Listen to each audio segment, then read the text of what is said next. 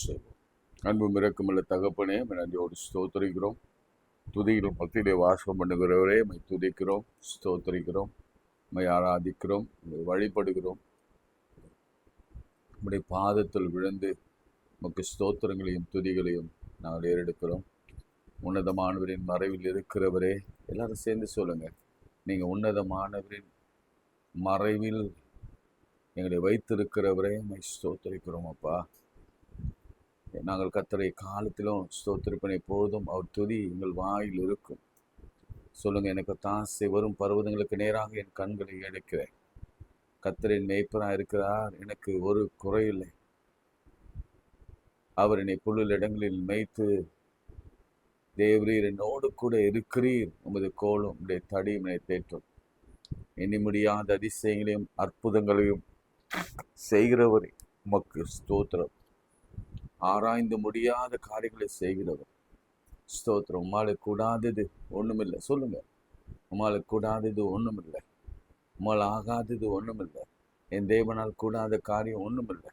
அப்படியே நடத்துறீங்க, ஸ்தோத்திரம். இதோ இந்த நாள் வரைக்கும் ஜீவனோடு இருப்பதற்கான காரணம் என் ஆண்டவர் இயேசு கிறிஸ்து, பிதாவாகிய கர்த்தர், ஹோலி ஸ்பிரிட் என்பதை நாங்கள் மறக்காம ஸ்தோத்தரிக்கிறோம், துதிக்கிறோம், ஸ்தோத்தரிக்கிறோம். எல்லாம் உங்க அப்பா அம்மாக்காக ஸ்தோத்திரம் பண்ணுங்க. உங்க கணவனுக்காக மனைவிக்காக ஸ்தோத்திரம் பண்ணுங்க. உங்க பிள்ளைகளுக்காக ஸ்தோத்திரம் பண்ணுங்க. குழந்தை பிறக்க போவதுக்காய் ஸ்தோத்திரம் பண்ணுங்க. எஸ் லார்டு, கர்ப்பத்தின் பிறப்புக்காய் ஸ்தோத்திரம். வேலைக்காய் ஸ்தோத்திரம்னு சொல்லுங்க. வேலை கொடுத்ததுக்காய், கொடுக்க போவதுக்காய் ஸ்தோத்திரம். நல்ல சுகத்திற்காய் ஸ்தோத்திரம்னு சொல்லுங்க. நல்ல ஆரோக்கியத்துக்காய் நன்றின்னு சொல்லுங்க. வீட்டுக்காய் ஸ்தோத்திரம். நீர் கொடுத்த நிலங்காய் ஸ்தோத்திரம். நீர் கொடுத்த காருக்காய் ஸ்தோத்திரம். வாகனக்காய் ஸ்தோத்திரம். நீர் கொடுத்த சைக்கிள்காய் ஸ்தோத்திரம். நீர் கொடுத்த தொழிலுக்காய் ஸ்தோத்திரம். நீர் கொடுத்த தாழ்ந்து திறமைகளுக்காய் ஸ்தோத்திரம் ஆண்டவரே. இந்த வேளையிலும் கூட நாங்கள் முதலாவது தேவனுடைய ராஜ்யத்தையும் அவருடைய நீதியும் தேடுகிறோம். வேத வசனம் சொல்லுகிறது, பிறகு இவைகளெல்லாம் உங்களுக்கு கூட கொடுக்கப்படும். நாங்கள் எண்ணுவதற்கும் வேண்டுவதற்கும் மேலான காரியங்களை செய்கிறவரே ஸ்தோத்திரிக்கிறோம். இயேசுவின் நாமத்தில் ஜெபிக்கிறோம் நல்ல பிதாவே, ஆமென். ஒரு பழைய பாடலை நாம் பாடுவோம். இயேசு எந்தன் வாழ்வில் பலனானார், எனக்கு என்ன ஆனந்தம். இயேசு எந்தன் வாழ்வில் பலனானார், எனக்கு என்ன ஆனந்தம்.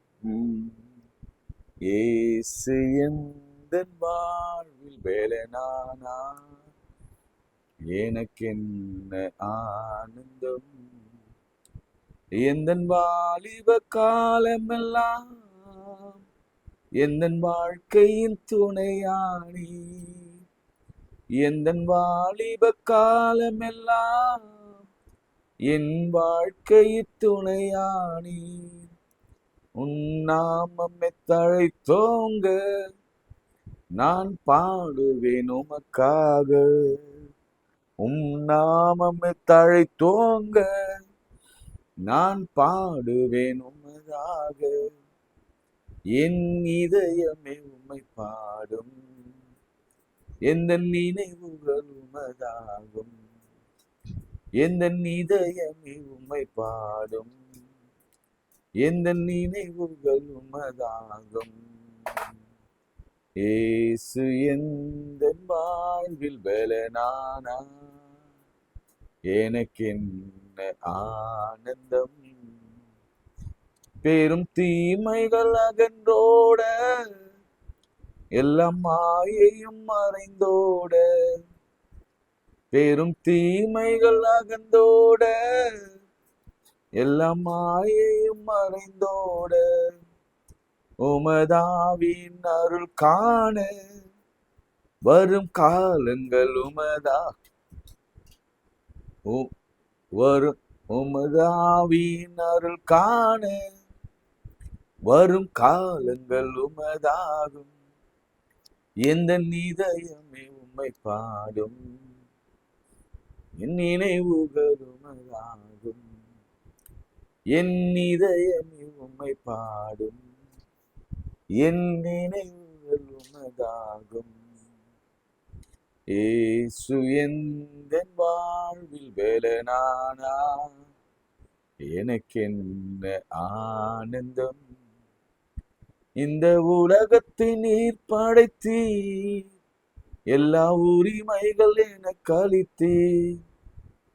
இந்த உலகத்தை நீர் படைத்தீர், எல்லா உரிமையும் எனக்கு அளித்தீர். உன் நாமமே தழைத்தோங்க, நான் பாடுவேன் உமக்காக. உன் நாமமே தழைத்தோங்க, நான் பாடுவேன் உமக்காக. எந்த இதயமே உம்மை பாடும், எந்த நினைவுகள் உமதாகும். எந்த இதயமே உம்மை பாடும், என் நினைவுகள் உமதாகும். இயேசு எந்தன் வாழ்வில் வேலனானா, எனக்கென்ன ஆனந்தம். இயேசு எந்தன் வாழ்வில் வேலனானா, எனக்கென்ன ஆனந்தம். கைகளை உயர்த்தி பவுல் ஜபித்தது போல ஜெபம் பண்ணுங்க. ஆண்டவரே, உடைய கிருபை, உடைய கிருபை, உடைய இரக்கம், உடைய தயவு, உடைய சுகம் அளிக்கும் கரம் என் மேல இருக்கட்டும் அப்பா. எஸ் லார்டு, இந்த கண்ணில் இருக்கிற முள்ளை அப்புறப்படுத்துங்க ஆண்டவரே. ஜெபம் பண்ணுங்க ஆண்டவரே. இந்த வியாதிகளை என்னை விட்டு எடுத்து போடுங்கப்பா.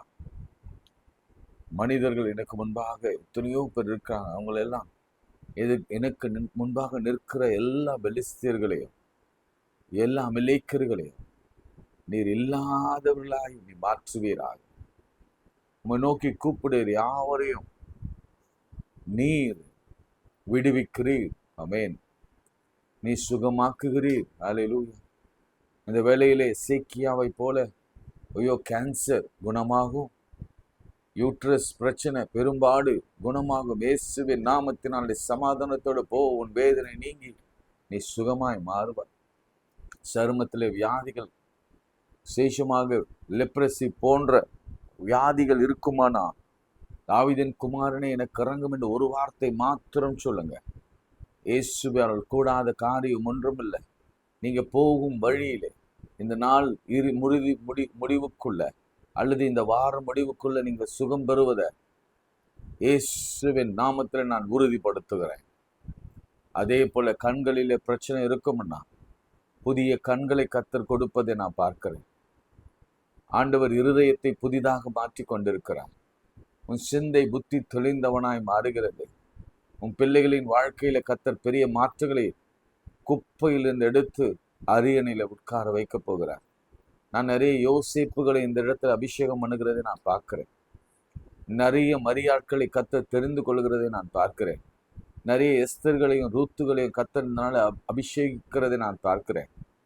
மாத்திரமல்ல ஆண்டவரே, எங்கள் பலவீனத்துல கர்த்தருடைய பலன் பூரணமாய் விலகிறதுக்காய் ஸ்தோத்திரிக்கிறேன் ஆண்டவரே. ஆமாண்டவரே, எங்களுடைய போராட்டங்கள் மத்தியில், எங்கள் பிரச்சனைகள் மத்தியில், எங்கள் துன்பங்கள் மத்தியில் உங்களை புகழ்ந்து போற்றி பாடுகிறோம். உங்களுடைய கிருபை எங்களுக்கு போதும். உங்களுடைய பிரசனம் எங்களை விட்டு விலகாமல் இருக்கட்டும். மோசே சொன்னா, ஆண்டவரே உங்களுடைய பிரசனம் இல்லாமல் ஒரு அடி கூட, ஆனால் உங்கள் பிரசனம் எங்கள் மீது எப்பொழுதும் இருப்பதாக. உங்களுக்கு எந்தெந்த இடத்துல வலி இருக்கிறதோ, வேதனை இருக்கிறதோ, இப்போது ஜெபம் பண்ணுங்க. நான் சொல்றேன், தினந்தோறும் நாம ஜெபிக்கிறதுனால தான் கர்த்தர் நம்முடைய கட்டுகள் எல்லாவற்றையும், நம் வேதனை எல்லாவற்றையும், கடன்களை எல்லாவற்றையும், அவர் நம்முடைய எல்லா மீறுதலையும் அவர் மன்னித்து, பாவங்கள் எல்லாவற்றையும் மன்னித்து நம்ம அழிவுக்கு விலக்கி காத்து கொண்டிருக்கிறார். ஆமென். எத்தனை பேர் நம்பிக்கையோட சொல்ல முடியும், என்னை அழிவுக்கு விலக்கி மீட்டு ரட்சிக்கிறேன் ஆண்டவருக்கு ஸ்தோத்திரம் சொல்லுங்க. எஸ் லார்டு, எஸ் ஃபாதர், உம்மை ஸ்தோத்திரிக்கிறோம், துதிக்கிறோம். நீர் வேதத்தில் செய்த எல்லா அற்புதங்களையும் இந்த ஜெபிக்கிற இந்த பிள்ளைகளுக்கு இந்த காலை வேளையில செய்து ஆசீர்வதிப்பீராக. இயேசுவின் நாமத்தில் ஜெபிக்கிறோம் பிதாவே. ஆமென். பிரியமான நேற்றைய தினத்திலிருந்து நாம் இந்த கர்த்தருடைய நண்பன் அல்லது சிநேகிதன், கர்த்தருடைய சிநேகிதன் இந்த தலைப்பு கீழே சில காரியங்களை நாம் சிந்தித்து வருகிறோம். நீங்கள் நிறைய நம்ம கற்றுக்கொள்ள வேண்டும். நானே கற்றுக்குறேன். அதனால தான் நான் புதிதான ஒரு டாபிக்ஸை கொண்டு வந்து கொண்டிருக்கிறேன். சிநேகிதன் என்று நேரடியாக தாவீதை சொல்லனாலும் கர்த்தர் தாவீதை எப்படி பார்த்தாருன்னா தாசனா பார்த்தார். திருமறையில 13 பேரை, இது உங்களுக்கு ஒரு ஜெனரல் நாலேஜ் கொஸ்டின், 13 பேரை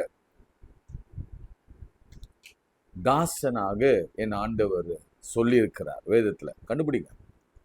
கண்டுபிடிச்சு எனக்கு எழுதி அனுப்புங்க. இதெல்லாம் உங்களுக்கு உண்மையாக நீங்க வேதத்தை திருப்பி ஆராய ஆரம்பிச்சீங்கன்னா அதுல கிடைக்கிற ஒரு பெரிய பேரானந்தமும் சுகமும் ஆரோக்கியமும் நீடித்த வாழ்வும் ஜீவனும் பலனும் அலாதி பூரண ஆயுசு அலாதி. நான் சொல்லுவேன், நான் சில குறிப்புகள் உங்களுக்கு சொல்லும் பொழுது அதை அப்படி எடுத்துக்கோங்க. அது காற்றில் பறக்க விடாதீங்க. 13 பேரை என் தாசன் என்று சொல்லுகிறார்.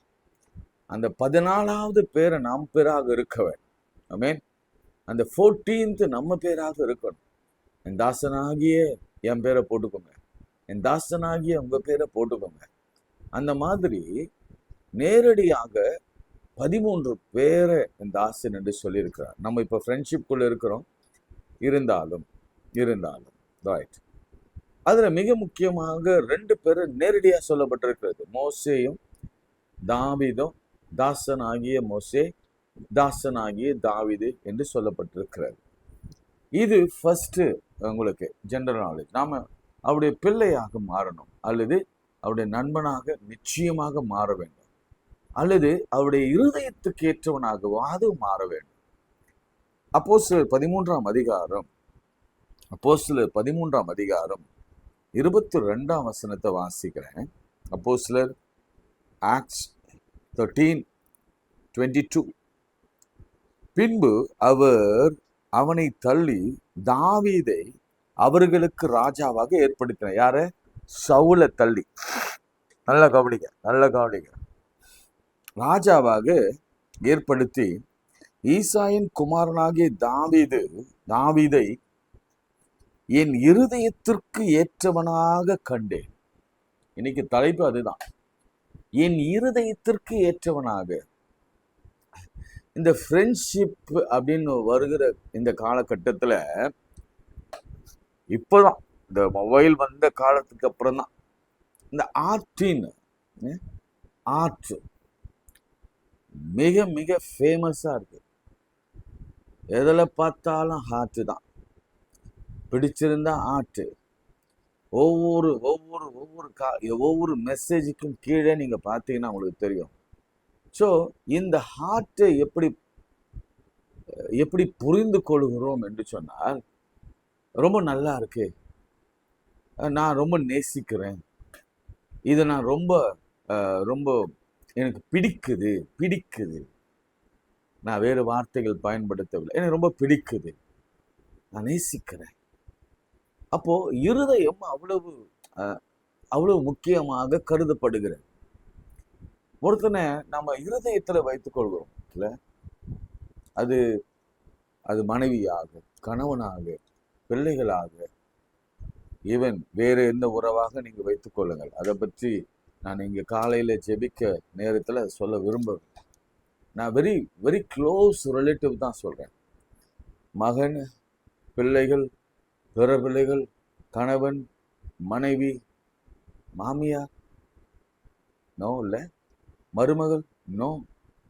ஸோ இதெல்லாம் உங்களுக்கு ஆவியானவர் சில விஷயங்களை தொடராருன்னா நீங்க ஜாக்கிரதை ஆகணும். ஆவியானவர் காலையில் ஏதோ சொல்றாருன்னா ஜாக்கிரதை. உன் மருமகள் உன் இருதயத்துக்கு ஏற்றவளாக இருக்கிறாளா? உன் மாமியார் உன் இருதயத்துக்கு, உன் மாமனார் உன் இருதயத்துக்கு ஏற்ற, உன் மருமகன் உன் இருதயத்துக்கு ஏற்றவனாக இருக்கிறானா? அப்படி இல்லைன்னா எங்கேயோ மிஸ்டேக் இருக்குன்னு அர்த்தம். இப்போ மனம் மாறணும். போத்த சைடு மாறணும். அவங்க டிசர்வ்டாக இருக்கணும், நீங்க நேசிக்கணும். இப்போ கர்த்தரின் இருதயத்துக்கு, இங்க நல்லா கவனிங்க, தாவீதை பற்றி சொல்லும் பொழுது என் இருதயத்துக்கு ஏற்றவனாக கண்டேன், எனக்கு சித்தமானவைகள் எல்லாம் அவன் செய்வான் என்று அவனை குறித்து சாட்சி கொடுத்தாராம். முதல்ல ஆண்டவர் ஒருத்தரை பற்றி சாட்சி கொடுக்கிறார். கர்த்தரே சாட்சி கொடுக்கிறார். இப்போ நம்மளை பத்தி சாட்சி சொல்லுவோம், அல்லது நம்முடைய வாழ்க்கையில நடந்த மற்றவர்களுக்கு பார்த்த விஷயங்கள், மற்றவர்களுக்கு நடந்த விஷயங்களை நாம சாட்சியாக சொல்வோம்.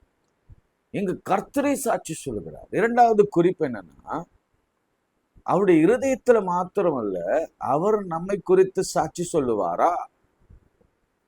என் ஆண்டவர் பரலோகத்துல இருக்கும் பொழுது, பரலோகத்துல இருக்கிறார், கர்த்தரிடத்துல போய், இவன் என் தாசன், உன்னை நான் ரொம்ப நேசிக்கிறேன், என் ஆண்டவர் சாட்சி கொடுப்பாரா? அப்படி ஒரு வாழ்க்கையை நாம் வாழ்ந்து கொண்டிருக்கிறோமா என்பதை குறித்து நாம் சிந்திக்க வேண்டும். இன்னைக்கு நமக்கு கொடுக்கிற வாக்குத்தத்தம் என்னன்னா, எழுதி வச்சுக்கோங்க, மனசுல கூட எழுதி வச்சுக்கோங்க. 34ஆம் வசனம், தாவீதுக்கு அருளின நிச்சயமான கிருபைகளை உங்களுக்கு கட்டளையிடுவேன் என்று திருமணம் பற்றினார். தாவீதுக்கு என்னென்ன கொடுத்தேனோ அந்த கிருபைகளை நிச்சயமா கொடுப்பேன், சத்தியமா கொடுப்பேன், ப்ராமிஸா கொடுப்பேன். ஆமென் சொல்லுங்க. என்னென்ன கிருபை கொடுத்தார் என்று நம்ம கொஞ்சம் பயோகிராஃபியை பார்த்துட்டு நாம் ஜெபிக்க போகிறோம். இன்ட்ரெஸ்டிங்கா இருக்க போகுது. அந்த கிருபை உங்களுக்கு வேணுமா? தாவீதுக்கு அருளின நிச்சயமான கிருபைகளை நான் உங்களுக்கு தருவேன். எதிர்பாருங்க. ஏன்னா தாவீது என்பவன் ஒரு பணக்கார வீட்டு பையனாக இருந்தாலும் அந்த வீட்டில் அவனை பிள்ளையாக ஏற்றுக்கொள்ளவில்லை. 8வது பிறந்திருந்தாலும் ஈசா அவனை மகனாகவே ஏற்றுக்கொள்ளவில்லை. ஆனா தாவீது அப்படின்ற பேருக்கு அர்த்தம் அப்படின்னா என்னன்னா, நேசிக்கிற அப்படின்னு அர்த்தம். நேசிக்கிற அல்லது பிரியமான. டேவிட், எத்தனை பேர் டேவிட் பேர் வச்சுக்கிறீங்க? உங்களுக்கு எத்தனை பேர் டேவிட்னு தெரியும்? அவங்களாம் நேசிக்கிறவங்களா இருக்கிறாங்களா அப்படின்னு பாருங்க. அவங்களாம் பிரியமானவர்களா இருக்கிறாங்களா அப்படின்னு பாருங்க. பிரியமானவனா என்ன, ரொம்ப நேசிக்கிறவர்களாக இருக்கிறாங்களான்னு பாருங்க. அதுதான் அதனுடைய அர்த்தம். சரி, ஆபிரகாமுக்கு பிறகு, அதாவது ஜெனரேஷன் எப்படி ஸ்டார்ட் ஆச்சு உங்களுக்கு தெரியும். ஆடம்ல இருந்து ஆபிரகாம் வரைக்கும் ஒரு டைம் லைன் இருக்கும். ஆபிரகாம்ல இருந்து தாவீது வரைக்கும் 33 தலைமுறைக்கு அப்புறம் தாவீது பிறந்தார். தாவீதிலிருந்து இயேசு கிறிஸ்து 31 தலைமுறைக்கு அப்புறம் பிறந்தார். சரி, இதெல்லாம் உங்களுக்கு ஒரு இன்ஃபர்மேஷன். ஒரு 30s ஞாபகம் வச்சுக்கோங்க. ஃப்ரம் ஆபிரகாம் டு டேவிட் 30, டேவிட்லிருந்து ஜீசஸ் ஒரு 30 தலைமுறைனா, ஒரு தலைமுறைக்கு அந்த காலத்து படி ஒரு 300 வயது அல்லது 200 வயது அப்படி இருக்கும்னா நீங்க கணக்கு பண்ணி பார்க்கலாம். சரிங்களா? அவனை பற்றி இப்படிதான் விவரிக்கிறான். அவன் பிறந்த பொழுது அவங்க அப்பா வெறுக்கிற வரைக்கும், அல்லது வெறுத்து தண்ணினாலும், அவங்க அப்பா வெறுத்தாலும் அவன் எப்படி இருந்தான், அம்மா வெறுத்தாலும், என்னுடைய சகோதரர்களுக்கு தூரமானேன், என்னை பற்றி பாடுகிற பாடலானேன், என் தகப்பன் என் தாய் என்னை வெறுத்து போனாங்க அப்படின்லாம், தகப்பன் என் தாய் என்னை கைவிட்டாங்க என்றெல்லாம் அவர் சங்கீதத்தில் எழுதியிருக்கார். அதனாலதான் சொல்றேன். ஆனா அவருடைய உருவம் எப்படி இருந்ததுன்னா, 1 சாமுவேல் 16:12 சிவந்த மேனி, அழகிய கண்கள், அழகிய தோற்றம். ரொம்ப அழகா இருந்தார். சிவந்த மேனி, அழகிய கண்கள், அழகிய தோற்றமுடையவராய் இருந்தார். ஆண்டவர் தாவீது கொடுத்த அநேக பெயர்கள் உண்டு.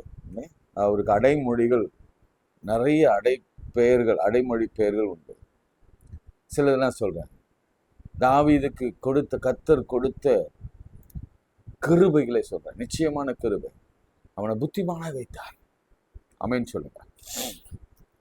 நம்ம தாவீதை போல ஆசீர்வதிக்கப்படணும்னா, கிருபையை பெற்றுக்கொள்ளணும்னா, கர்த்தர் நம்மை புத்திமானாய் நடந்து கொண்டான். மகா தந்திரவாளி, தீர்க்கதரிசி எனப்பட்டான், ஆயுததாரி எனப்பட்டான். முதல்ல 1000 பேருக்கு அதிகாரியா அவனை கர்த்தர் ஏற்படுத்தினார். திருமறையில 15 முறை என்னுடைய தாசனாகிய தாவீது என்று வருகிறது. ரெண்டாவது உங்களுக்கு ஒரு சின்ன அசைன்மெண்ட் என்னன்னா, 15 முறை எங்க வருது? என் தாசனாகிய தாவீது, என் தாசனாகிய தாவீது, என் தாசனாகிய தாவீது, என் மக தாவீது என்று சொல்லி 15 முறை பைபிள். இந்த பட்டங்கள் நான் சொன்னேன். அரசன் அப்படின்னு சொன்னேன். அவர் அரசனாக இருந்தார், ராஜாவாக, புத்திமானாக, மகா தந்திரவாளியாக, தீர்க்கதரிசியாக, ஆயுததாரியாக, அதிகாரியாக அப்படி இருந்த போதிலும் ரொம்ப பிடிச்ச பட்டம் எதுனா தாவீதின் குமாரனாகிய கிறிஸ்து, தாவீதின் குமாரனாகிய இயேசு. புதிய ஏற்பாட்டுல இயேசுவை அப்படிதான் கூப்பிட்டாங்க. ஓ தாவீதின் குமாரனே எனக்கு இறங்கும். அதுதான் மிக மிக முக்கியமான நிச்சயமான கிருபைகள் ஒன்று. நம்மள சொல்லுவாங்களா? சொல்லுங்க. நம்ம பேரை சொல்லி கர்த்தருடைய குமாரன் இவன், தேவனுடைய தாசன் இவன், தேவனுடைய பிள்ளை இவன், தேவனுடைய இருதயத்துக்கு ஏற்றவன், இருதயத்துக்கு ஏற்றவள் என்று சொல்லுவாங்களா? கொஞ்சம் யோசிச்சு பாருங்க. ஏன்னா இதுதான், நீங்க எவ்வளவு பட்டங்கள் பெற்றிருந்தாலும், எவ்வளவு பதவிகள் பெற்றிருந்தாலும், எவ்வளவு உயரத்தில் இருந்தாலும், எவ்வளவு மாளிகை கோபுரங்களில் இருந்தாலும், எவ்வளவு பணம் கார்லாம் வைத்திருந்தாலும், ஆண்டவருடைய இருதயத்துக்கு ஏற்றவனா இல்லைனா 10 பைசா பிரயோஜனம் இல்லை, ஒன்னுத்துக்கும் பிரயோஜனம் இல்லை, நினைக்கப்படுவதற்கே பிரயோஜனம் இல்லை. ரைட்? ஓகே, தொடர்ந்து நம்ம பார்க்கலாம்.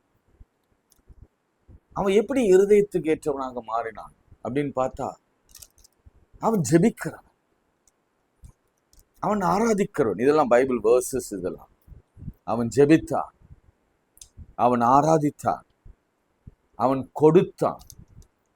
எது கொடுத்தான்? ஐயோ, அந்த வசனம் ஞாபகம் இருக்கு. நீங்க பாருங்க, யாரெல்லாம் ஆண்டவருக்கும் ஆண்டவருடைய ஊழியத்துக்கும் கொடுக்கிறவங்க இந்த வசனத்தை கொஞ்சம் யோசிங்க. அவ்வளோ பெரிய பணக்காரன் சொல்றான், ராஜாவான பிறகு சொல்றான், உம்மிடத்துல வாங்கி உமக்கே கொடுக்கிறோம். இது தாவீது சொன்னது. அப்போ எவ்வளவு அதிகமா அவன் கொடுத்திருந்தா ஆலயத்திற்கும் கர்த்தருக்கும் உடன்படி பெட்டிக்கும் முக்கியத்துவம் கொடுத்து அவன் கர்த்தருக்காக கொடுத்ததுனால பாருங்க, ஆராதித்ததுனால, ஆண்டவரை விசாரித்ததுனால நான் ஒரு முக்கியமான பாயிண்ட் ஒன்று சொல்ல போறேன். இத்தனை அடைமொழிகள் இருந்தாலும் அவனுடைய அலுவல் வேலையை சொல்ல போறேன். என்ன வேலை செய்தார் என்பது சொல்ல போறேன். இல்ல, அது மிக முக்கியம். அதுக்கு முன்னாடி தாவீது கர்த்தருக்கு பயந்தவன், கர்த்தரிலே பலப்பட்டான். இந்த வார்த்தையெல்லாம் நீங்க பாருங்க. நம்ம அந்த மாதிரி கர்த்தர் நம்மை பார்த்து சொல்லணும். இவன் கர்த்தருக்கு பயந்தவன், அவன் கர்த்தரிலே பலப்பட்டான், கர்த்தரை விசாரிக்கிறவன், கர்த்தரை ஆராதிக்கிறவன், கர்த்தருக்கு கொடுக்கிறவன். இந்த சாலமோன் ஆலயத்தை கட்டினான்ல, அவன் சும்மா மேற்பார்வை தான் பார்த்தான். அவர் சைட் இன்ஜினியர் தான் அவர். ஆனா பொருள் எல்லாவற்றையும் சேர்த்து கொடுத்தவன் தாவீது. அதுதாங்க முக்கியம். அதுதான் முக்கியம். கட்டுறது ரொம்ப ஈஸி. அதற்கான ஆதாரங்களை, நிதியை, அதற்கான பொண்ணு, அதற்கான வுட் எல்லாம் வர வைக்கிறதெல்லாம், சேர்த்து வைக்கிறதெல்லாம் எவ்வளவு பெரிய விஷயம். பயங்கர பெரிய விஷயம். நான் சொன்னேன் அவருடைய வேலை, சொன்னேன் தாவீதின் வேலை. ஏன் ஆண்டவர் இருதயத்துக்கு ஏற்றவர்? முதல்ல அப்பா அம்மா வழியில துரத்தப்பட்டு ஆடு மேய்த்து கொண்டதான். மற்ற பிள்ளைகள் எல்லாம் 7 பிள்ளைகளும் ஆயுததாரிகள், அதாவது மிலிட்டரி மேன், கவர்மெண்ட் சர்வெண்ட்ஸ், அரசாங்கத்தில் ஊழியம் செய்கிறவர்கள், பணம் பெறுகிறவர்கள், ஊதியம் வாங்குறவர்கள். ஆனா இவன் ஆடு மேய்த்து கொண்டிருந்தான். First job. சிறியவனை புழுதியில் இருந்து எடுத்து குப்பையிலிருந்து உயர்த்துகிறார். ஆமென். அதனாலதான் நீங்க பாருங்க, அவனை கர்த்தர் ராஜாவாக மாற்றினார். சவுலுக்கும் தாவீதுக்கும் ஒரு வித்தியாசம் அவன் அபிஷேகம் பண்ணும் பொழுது. ஏன்னா நான் உங்களுக்கு நிறைய காரியங்கள் சொல்லி கொண்டு போகும் பொழுது கொஞ்சம் கொஞ்சம் அங்கங்க டச் பண்றேன். அப்போ உங்களுக்கு நினைவுக்கு வரும் அடுத்த முறை வரும்போது. சவுல் அபிஷேகம் பண்ணும் பொழுது சாமுவேல் அவன் கழுதையை தேடிக்கொண்டு போன பொழுது தைல குப்பி கொண்டு வந்து அபிஷேகம் பண்ணினான். குப்பினா இவ்வளவுதான் இருக்கும். கிட்டத்தட்ட ஒரு 50 ml ஒரு 100 ml தான் குப்பியில தைலம் இருக்கும். வேற தாவீது அபிஷேகம் பண்ண ஈசாய் வீட்டுக்கு வந்த பொழுது சாமுவேல் என்ன கொண்டாந்தார் தெரியுமா? கொம்பு கொண்டு வந்தார். தைல கொம்பு. தைல கொம்புனா இவ்வளவு பெரிய கொம்பு. அந்த அந்த அந்த மாட்டு கொம்போ அல்லது அது மான் கொம்போ நமக்கு தெரியல. நீங்க தான் ஆராயணும். ஆனா நான் டிஃப்ரென்ஸ் மாத்திரம் சொல்றேன். 50 ml 25 ml ஒரு சென்ட் பாட்டில், ஸ்மால் சென்ட் பாட்டில் இருக்கும்ல, இல்லை ஆக்ஸில் வரும்ல, ஆக்ஸில் அந்த தலையில் நம்ம தடவிப்போம், எவ்வளோ இருக்கும்? 25 ml அப்படி இருக்கும். அதில் கொண்டு வந்து ஊற்றுறதுக்கும் பெரிய கொம்புல தைல கொம்புல கொண்டு வந்து அபிஷேகம் பண்ணுறதுக்கும் வித்தியாசம் உண்டு. இதில் வெறும் சிலுவை தான் போட முடியும், இல்லை இதில் ஒரு சிலுவை போட முடியும், இல்லைன்னா ஓரளவுக்கு. ஆனால் கொம்புல ஊற்றும் பொழுது அது ஆரோனின் சிரசின் மீது ஊற்றப்பட்டு அவன் தாடியில் வழிந்து அவன் அங்கியில் நனைந்து அவனை வழிந்தோடுகிற ஒரு அபிஷேகத்தை அதிகங்க. ஆண்டவர் எவ்வளவு நேசித்தா எவ்வளவு அதிகமா அவனை அபிஷேகம் பண்ணியிருப்பார். உங்களுக்கு சவுலின் அபிஷேகம் வேணுமா அல்லது தாவீதின் அபிஷேகம் வேணுமா? நாம ஆராதிக்கிறவர்களாக, நாம விசாரிக்கிறவர்களாக. அதனாலதான் இன்னொரு இம்பார்ட்டன்ட் விஷயம் நான் சொல்லிட்டு ஜெபிக்கிறேன். கொடுக்கிறவனாக, ஆண்டவருக்கு கொடுக்கணும். தயவு செய்து ஆண்டவருக்கு கொடுக்கிறவர்களை ஆண்டவர் இருதயத்திற்கேற்றவனாக தான் பார்க்கிறார். நான் நிறைய உதாரணங்களை சொல்ல முடியும். அவருடைய பங்கு எடுத்து ஒரு ஐயா சொல்லுவார், அவருடைய பங்கு நான் எடுத்து வைக்கணும் ஐயா, கர்த்தருடைய பங்கு நான் எடுக்கணும். ஆமென். எப்படியாவது அந்த குணம் இருக்கா? கர்த்தருக்கு எனக்கு கொடுத்தார். அந்த வசனம் ஞாபகம் வச்சுக்கோங்க. நான் அவரிடத்திலிருந்து பெற்றுக்கொண்டேன். அந்த வசனத்தை நம்ம அடிக்கடிக்கு சொல்லுவோம்ல, கர்த்தர் கொடுத்ததை நான் அவருக்கு திரும்ப கொடுக்கிறேன். அவரிடத்திலிருந்து பெற்றுக்கொண்டேன், அதை நான் கொடுக்கிறேன். அந்த உணர்வு எனக்கும் இல்லை, உங்களுக்கும் இல்லை, யாருக்கும் இல்லை, ஒரு சிலருக்கு மாத்திரம் தான் இருக்கு. ஆமென். நம்ம எல்லாம் மாறணும். அடுத்து மூணாவது ஒரு முக்கியமான விஷயம், இதுதான் நான் சொல்லணும்னு ரொம்ப ஆசைப்பட்டேன். ஏன்னா எனக்கே ரொம்ப ஆச்சரியமா இருந்தது. நான் இத்தனை முறை நிறைய பைபிள் வாசிக்கும் போது மேற்போக்கா போயிடுறது உண்டு. அதை தியானிக்கும் பொழுதுதான், அதை இன்டெப்தா தியானிக்கும் பொழுதுதான் எனக்கு அந்த அருமை புரிகிறது.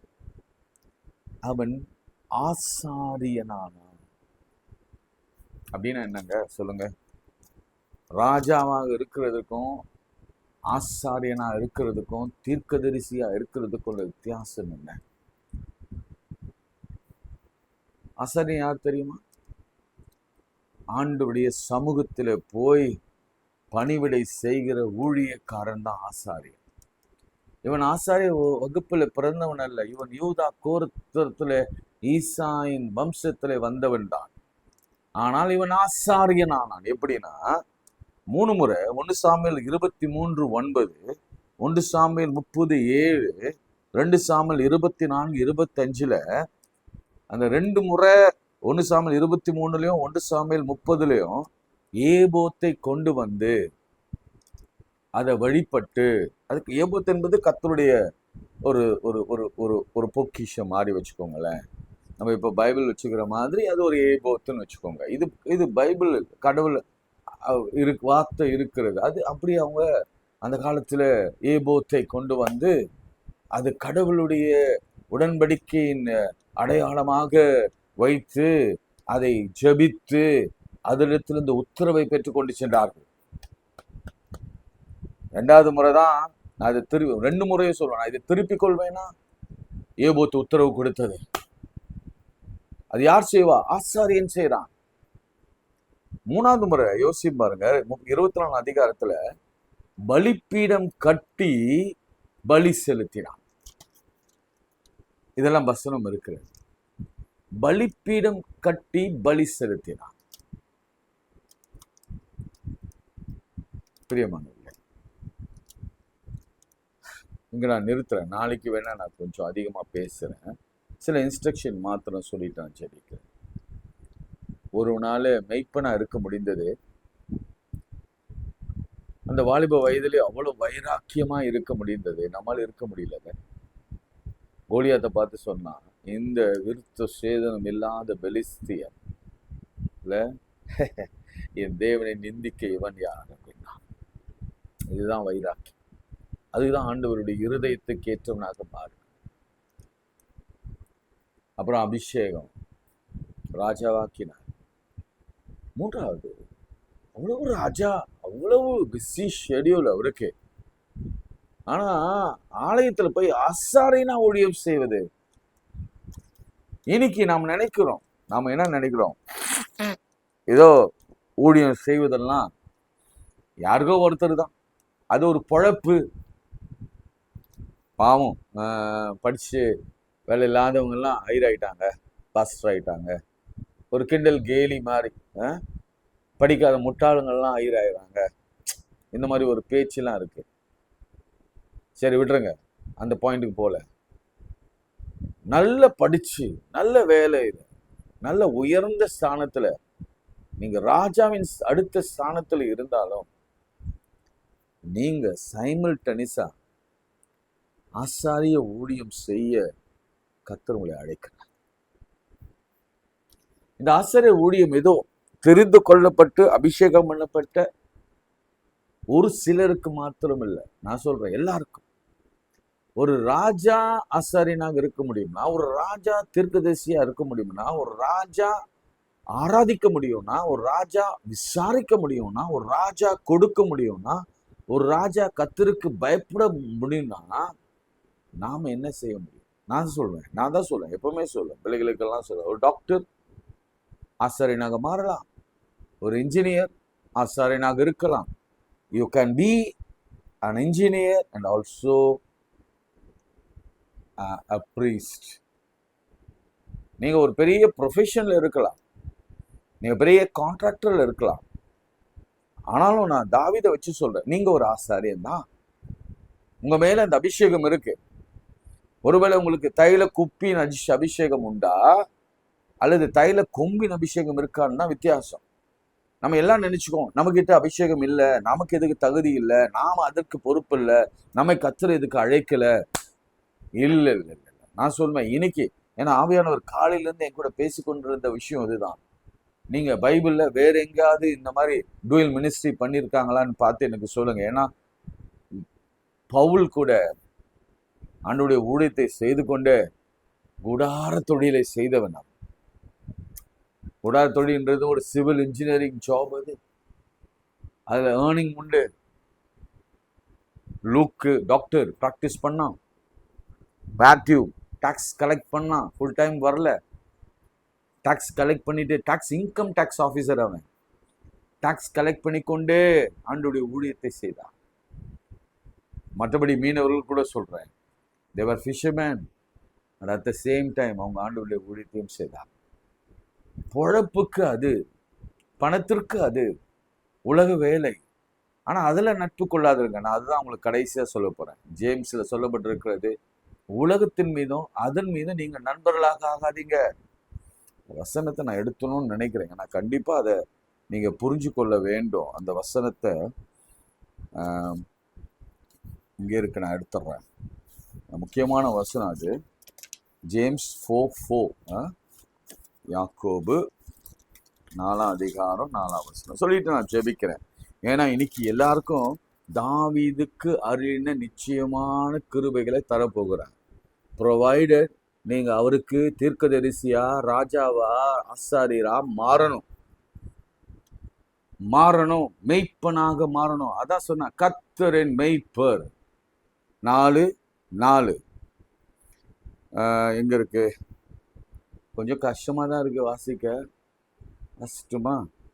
விபச்சாரக்காரரே, விபச்சாரிகளே, உலக சிநேகம் தேவனுக்கு விரோதமான பகை என்று அறியீர்களா?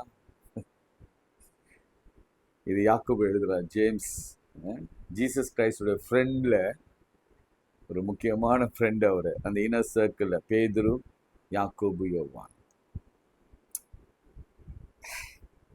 விபச்சாரரே, விபச்சாரிகளே, உலக சிநேகம் தேவனுக்கு விரோதம். சிநேகனா ஃப்ரெண்டு, பகை என்று அறியீர்களா? ஆகையால் உலகத்திற்கு சிநேகிதனாய் இருக்க விரும்புகிறவன் தேவனுக்கு பகைஞனாய் இருக்கிறான்.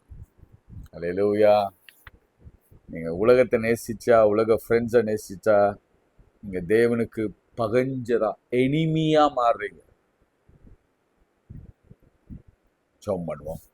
அன்புள்ள ஆண்டவரே, இந்த வேலைக்காய் ஸ்தோத்திரம். நீர் கொடுத்த நல்ல வார்த்தைகளுக்காய் ஸ்தோத்திரம்.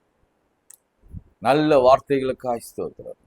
இன்று பலரை ஆசாரியர்களாக, தீர்க்கதரிசிகளாக, ராஜாக்களாக, மெய்ப்பர்களாக, விசாரிக்கிறவர்களாக, பலப்படுகிறவர்களாக, அமேன், பலப்படுகிறவர். ஏன்னா கர்த்தரால் பலப்படுத்தப்பட்டான். எஸ், பலப்படுகிறவர்களாக, பயந்தவர்களாக, கொடுக்கிறவர்களாக நீ மாற்றிக்கொண்டிருக்கிறதுக்காய் ஸ்தோத்திரம். இன்றே அந்த கனி, கொடுக்கிற கனி இவ்வளவு வெளிப்பட போகிறதுக்காய் ஸ்தோத்திரம். எஸ் லார்ட், உம்மை துதிக்கிறோம், ஸ்தோத்திரிக்கிறோம். பார்த்து கொண்டிருக்கிற, கேட்டுக்கொண்டிருக்கிற ஒவ்வொரு மீதும் தாவீதின் அபிஷேகம், நிச்சயமான கிருபை அபரிவிதமாய் இறங்கி வரட்டும். எல்லா நோய்களும், பலவீனங்களும், சோகங்களும், துன்பங்களும், டிப்ரெஷன்களும், கடன்களும் விலகி போகும். சுகமாய் இருக்க பண்ணும். பயணம் மேற்கொள்கிறவர்கள் ஆசீர்வதி. ஐசியூல இருக்கிறவர்களை குணப்படுத்தும். கிட்னி எஸ் குணமாகட்டும். சரீர வியாதிகள் எதுவானாலும் சரி, சைனசிட்டிஸ் குணமாகட்டும். டயபெட்டிக் குணமாகட்டும். பிளட் ப்ரெஷர் நார்மல் ஆகட்டும். பிள்ளைகளுக்கான வேலை உயர்வும், தேர்வில தேர்ச்சியும் தந்த ஆசீர்வதி. ஜெயமோ கர்த்தரால் வரட்டும். தாவீதுக்கு கொடுத்த நிச்சயமான கிருபைகளை, ஈவுகளை கர்த்தரோடு ஆசீர்வதி. உங்களுடைய இருதயத்துக்கு ஏற்றவனா எங்களை மாற்றும். உங்களுடைய நண்பராக எங்களை ஏற்றுக்கொள்ளும். இயேசுவின் நாமத்தில் ஜெபிக்கிறோம் பிதாவே, ஆமென். நமது ஆண்டவராகிய இயேசு கிறிஸ்துவின் கிருபை, பிதாவாகிய தேவனுடைய அன்பு, பரிசுத்தாவின் ஐக்கியம் நம் அனைவரோடும் மீண்டும் மீண்டும் சதாக்கள் நிலைத்திருப்பதாக. ஆமென். God bless you.